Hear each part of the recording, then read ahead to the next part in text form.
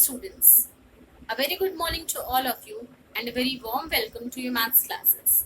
We are studying the chapter circle. तो आप लोगों ने काफ़ी सारे डाउट्स पूछे हैं इस चैप्टर से, एक्सरसाइजेस से। तो आज का जो वीडियो है इस पे हम इन डाउट्स को डिस्कस करेंगे। इसके साथ ही आपको जो भी पीडीएफ भेजा जाएगा क्वेश्चंस का, तो वीडियो के थ्रू आप उन क्वेश्चंस को समझने की कोशिश करिए। अगर नहीं समझ में आता है तो आप उन क्वेश्चंस को पूछिए। पीडीएफ में स्टार्टिंग में ही आपको ये मेंशन किया जाएगा कि कौन से क्वेश्चंस आपको अपनी फेयर कॉपी में करने हैं, तो वही क्वेश्चंस आप फेयर कॉपी में करेंगे और बाकी के जो क्वेश्चंस हैं उनको आप प्रैक्टिस कॉपी में सॉल्व करेंगे। तो आज के लेक्चर में वो सारे डाउट्स जो भी समझाए जा रहे हैं उनको ध्यान से सुनिए। कई सारे नए कंसेप्ट्स भी होंगे, कुछ ऐसे क्वेश्चंस होंगे जो कि अभी तक आपने नहीं देखा है। तो try to focus on every single thing that is told to you, that is explained in the video. पहला प्रश्न जो हम डिस्कस करेंगे वो है क्वेश्चन नंबर 4 एक्सरसाइज 10C का। प्रश्न है कि यदि किसी वृत्त का केंद्र O हो तो निम्न चित्रों से x का मान ज्ञात कीजिए तथा समान लंबाइयां समान चिन्हों से प्रदर्शित की गई हैं। यहाँ पर एक चीज मिसिंग है, ये ठीक है। तो अभी हम एक एक करके पार्ट A, B और C तीनों को देखेंगे कि इसको कैसे सॉल्व करना है। तो सबसे पहले पार्ट का जो डायग्राम है वो इस तरीके से दिया हुआ है। सेंटर है O, यानी कि जो आपको यहाँ पर x की वैल्यू फाइंड करनी है, ये 50 डिग्री दिया हुआ है। क्लियरली एंगल BDC और एंगल BAC बराबर है। कौन कौन सा एंगल? BDC और BAC, ये दोनों एंगल्स आपस में बराबर हैं। क्यों बराबर हैं? क्योंकि एक ही वृत्तखंड के कोण बराबर होते हैं। हमारे पास एक वृत्तखंड है, यानी एक आर्क है BC, और ये आर्क जो है दो एंगल सबटेंड कर रहा है। एक है BDC और अगला है BAC। इस वृत्तखंड की वजह से दो कोण बन रहे हैं, और हमने ये थ्योरम पढ़ा है, प्रमेय पढ़ा है कि ये दोनों जो होते हैं वो आपस में क्या होते हैं? बराबर होते हैं, यानी कि दोनों एंगल जो होंगे वो आपस में इक्वल होंगे। तो एंगल BDC बराबर एंगल BAC। अब आपको प्रश्न में पहले से ही दिया हुआ है कि BDC का मान 50 है, 50 डिग्री है, यानी कि अगर BDC का मान 50 डिग्री है तो एंगल BAC भी कितना हो जाएगा? 50 डिग्री हो जाएगा। तो यहीं से हमें सीधे क्या मिल गया कि angle BAC is equals to 50 degree. अब ये क्यों हुआ है, तो ये जो इसका कारण है वो आपको यहाँ पर ब्रैकेट में मेंशन करना है। आपको लिखना है कि यहाँ ब्रैकेट में कि क्योंकि एक ही वृत्तखंड के कोण जो है वो बराबर होते हैं, इस वजह से एंगल BAC का मान कितना आ जाएगा? 50 डिग्री आ जाएगा। अगला जो इस क्वेश्चन का पार्ट है उसमें डायग्राम इस तरीके से बना हुआ है। यहाँ पर ये एंगल 20 डिग्री दिया गया है, ये 60, ये x है। आपको x का मान ज्ञात करना है। तो अभी वीडियो में हम सिर्फ आपको एक्सप्लेन कर रहे हैं, जब आप कॉपी में लिखेंगे तो स्टेप बाय स्टेप लिखेंगे। हम क्या करेंगे, एक छोटा सा कंस्ट्रक्शन करेंगे, O और P को जोड़ देंगे। अब क्योंकि OQ और OP बराबर है, सिंस OQ और OP और OQ दोनों आपस में क्या है? बराबर है, क्योंकि ये रेडियस है, तो ये एंगल और ये एंगल आपस में इक्वल हो जाएगा, आइसोसेलेस ट्रायंगल। यानी कि हमें मिलेगा एंगल OPQ बराबर 20 डिग्री। इसी तरीके से OR OP, ये दोनों भी रेडियस है, तो ये एंगल और ये दोनों आपस में इक्वल होगा। तो हमें क्या मिल गया? क्योंकि OR और OP बराबर है, तो इसका मतलब क्या हुआ कि एंगल RPO कितना आ गया? 60 डिग्री। अब हम क्या करेंगे, यहां पर इन दोनों एंगल्स को अगर जोड़ दे तो एंगल P का मान निकल जाएगा। एंगल P कितना आ जाएगा? देखिए, ये एंगल है 20 डिग्री, ये है 60, 20 और 60 80। तो एंगल P का पूरा मान कितना आ गया? ये जो पूरा वैल्यू है वो कितना आ गया? 60 डिग्री आ गया।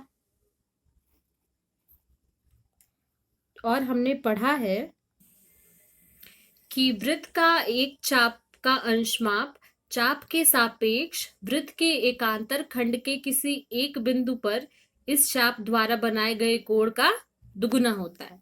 यानी कि कोई भी एक जो वृत्तखंड है वो जो भी सेंटर पे एंगल बना रहा है वो 2 टाइम्स होता है सर्कल के किसी भी पार्ट पे जो भी वो एंगल बना रहा हो उसके। तो अगर ये एंगल आपको 60 डिग्री मिला है तो ये उसका 2 गुना होगा, यानी कि ये एंगल इसका नाप कितना हो जाएगा 120 डिग्री। एंगल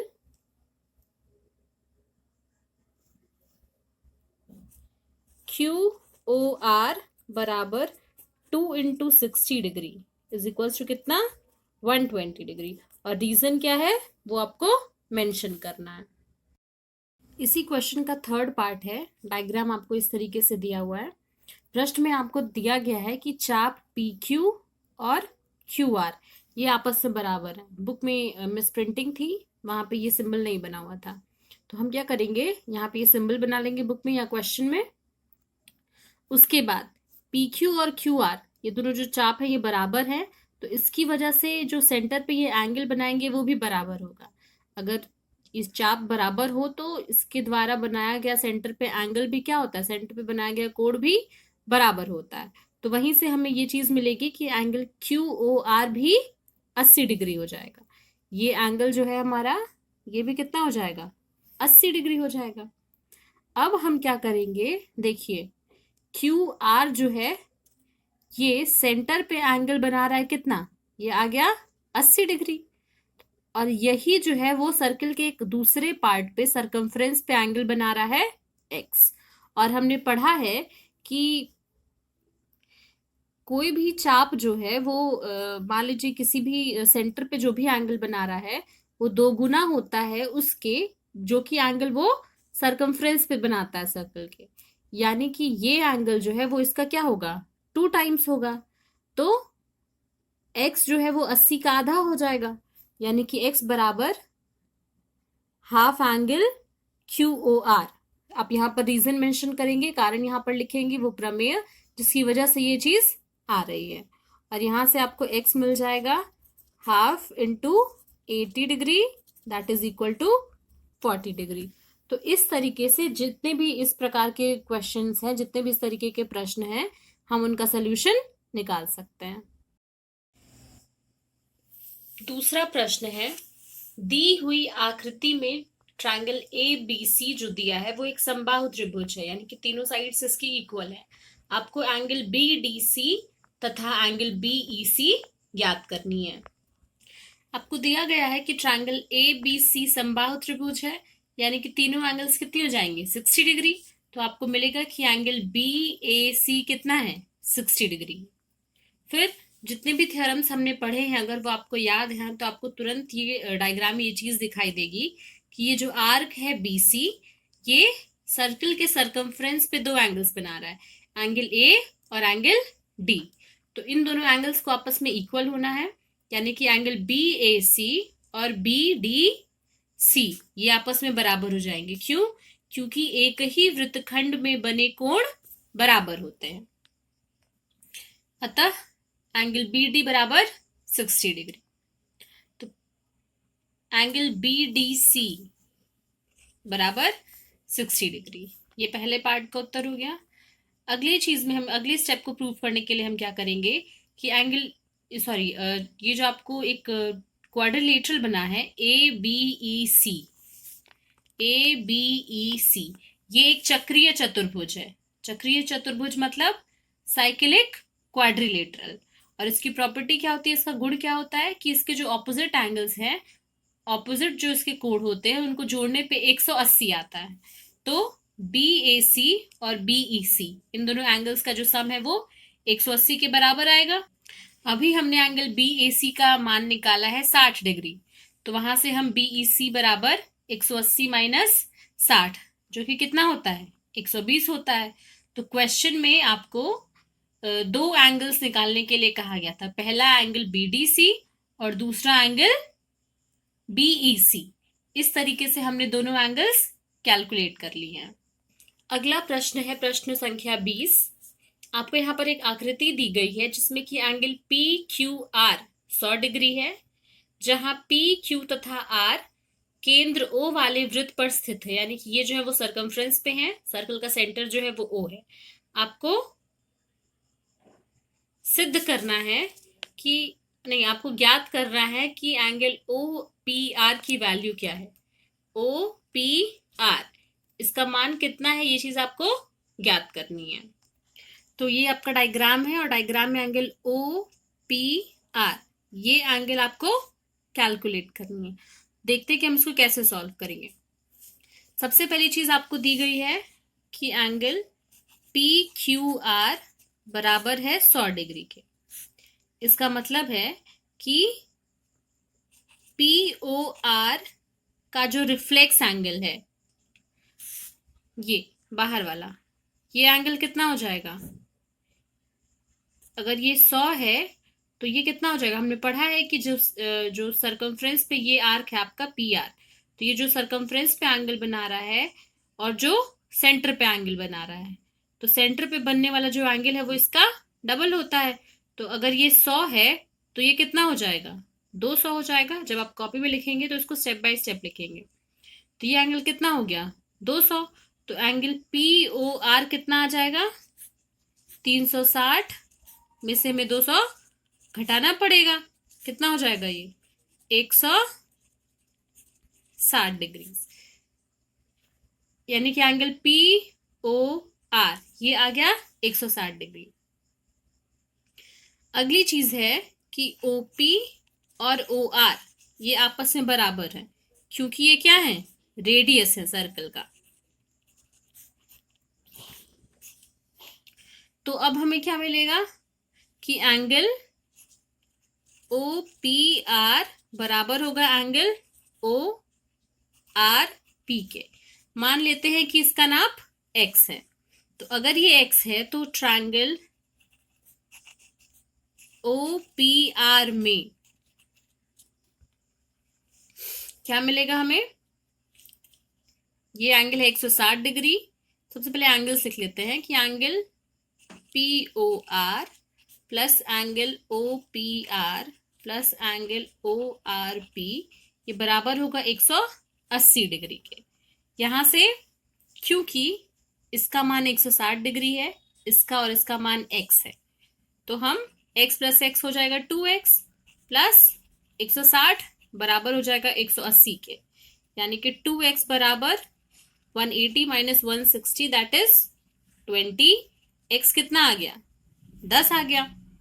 अब यदि x का मान 10 है तो एंगल ओ पी आर यही चीज हमें कैलकुलेट करनी थी। तो इसका मतलब क्या हो गया कि एंगल ओ पी आर का मान कितना हो गया, 10 डिग्री के बराबर हो गया। अगला प्रश्न जो आपको अपनी कॉपी में करना है वो है प्रश्न संख्या 26। दो वृत्त दो बिंदुओं बी तथा सी पर प्रतिच्छेद करते हैं। बी से जाने वाले दो रेखाखंड ए बी डी और पी बी क्यू वृत्तों को ए डी और पी क्यू पर क्रमशः प्रतिच्छेद करते हुए खींचे गए हैं। इस आकृति में आपको सिद्ध करना है कि एंगल ए सी पी यानी कि कोण ए सी पी बराबर होगा कोण क्यू सी डी के।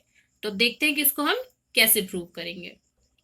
इस क्वेश्चन को प्रूव करने के लिए हम हर एक एंगल को नाम दे देते हैं, क्योंकि अगर हम हर एक एंगल को ए बी सी या ए सी डी ऐसे करके बुलाएंगे तो वो चीज क्या हो जाएगी, बहुत ही हेक्टिक हो जाएगी। तो हमने हर एक एंगल को नंबर दे दिया है, यहाँ पे 1 2 3 4 5 6 और 7। तो अब हमें जिस भी एंगल को रेफर करना होगा हम इन्हीं नंबर्स को रेफर करेंगे। क्लियरली डायग्राम को आप ध्यान से देखिए, एंगल 1 और एंगल 2 ये दोनों आपस में बराबर हैं। क्यों, क्योंकि ये एक आर्क है BC और ये आर्क जो है वो सर्कल के सर्कमफ्रेंस पे ये दोनों एंगल्स बना रहा है A और P को, तो इनका मान बराबर होगा। यानी कि वृत्त एक की चाप एक ही वृत्तखंड में एंगल 1 और एंगल 2 आंतरित करती है, तो इन दोनों का आपस में बराबर हो रहा है क्योंकि एक ही वृत्तखंड के कोण बराबर होते हैं। इसी तरीके से दूसरे वाले सर्कल में एंगल 3 और एंगल 4 भी आपस में इक्वल हो जाएंगे। अब ट्रायंगल ए सी डी, ये है हमारा ट्रायंगल ए सी डी। इस ट्रायंगल में angle A plus D plus C तीनों का सम कितना होना चाहिए? 180 डिग्री के बराबर होना चाहिए। यानी कि 1 plus 3 plus 5 plus 6, angle 1 plus angle 5 plus angle 6 plus angle 3 equals to 180 degree. इसी तरीके से ट्रायंगल पी सी क्यू में angle P plus C plus Q, जो इसके रिस्पेक्टिव एंगल्स हैं, उनका सम 180 डिग्री होगा और हम उसकी जगह जो भी नंबर्स हैं उनको पुट कर देंगे।